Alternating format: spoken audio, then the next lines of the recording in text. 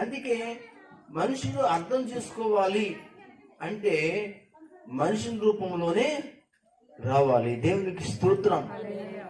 ఇప్పుడు పక్షులు ఉన్నాయి, జంతువులు ఉన్నాయి.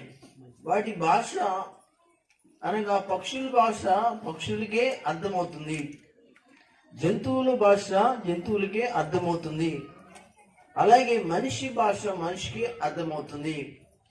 ఆయన ఎందుకు వచ్చాడు, దేని కొరకు వచ్చాడు, ఏ పరిస్థితి కోసం వచ్చాడు అని ఆయన చెప్పాలి అని అంటే ఆయన మనిషిగానే మనలో ఒకడుగానే జన్మించాలి. దేవునికి స్తోత్రం.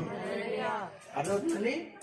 అప్పుడే ఆయన ఏం చెప్పనై ఉన్నాడు, ఆయన ఎందుకు వచ్చాడో, అసలు ఆయన ఎవరో అనే విషయాన్ని మనము మానవులుగా మనం అర్థం చేసుకోగలుగుతాం.